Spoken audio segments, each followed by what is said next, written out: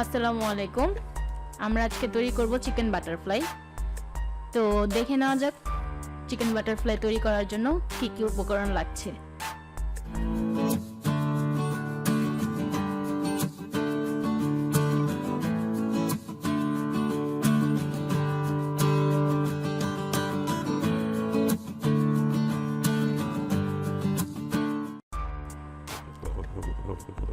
Chicken butterfly তৈরি করার জন্য আমি এখানে নিয়ে নিয়েছি চিকেন, আর মুরগির বুকের মাংসটা নিয়ে নিয়েছি, ভালো করে ধুয়ে নিয়েছি। এখন আমাদের লাগবে টক দই, সয়া সস, লাগবে আলু, লম্বা করে কেটে নিতে হবে।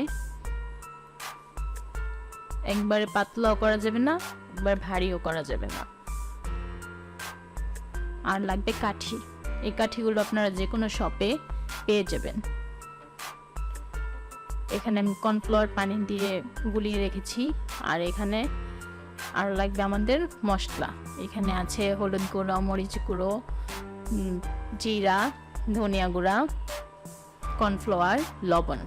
এখন আমি ভালো করে মাখিয়ে নেব। প্রথমে আমি টক দইটা দিয়ে চিকেনটা মাখিয়ে নেব।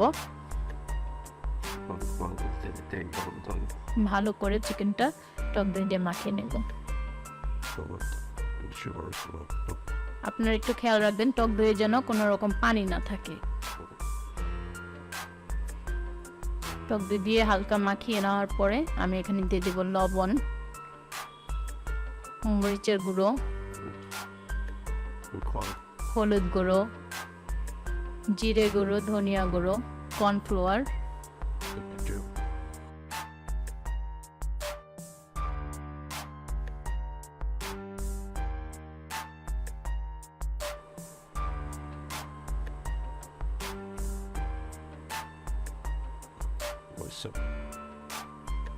Soya sauce.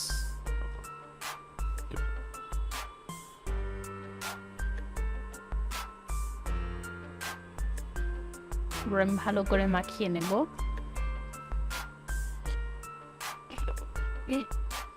ভালো করে মেখে নেওয়ার পর আমি এটাকে 2-3 ঘন্টা ফ্রিজে রেখে দেব।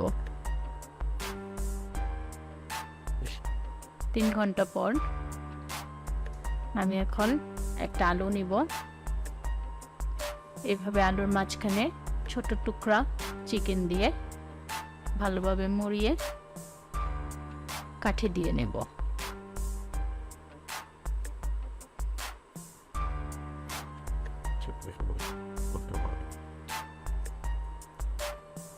একটু আলতো হাতে খুব সাবধানে করতে হবে। আমি আগে থেকে চুলায় তেল গরম করে নিয়েছি। তারপর আমি এক এক করে এগুলো ফ্রাই করে নেব। আপনারা চুলার আঁচটা খুব বাড়িয়ে রাখবেন না। 15 মিনিট ফ্রাই করলেই আপনার এটা রেডি। তারপর আমরা সস দিয়ে পরিবেশন করব।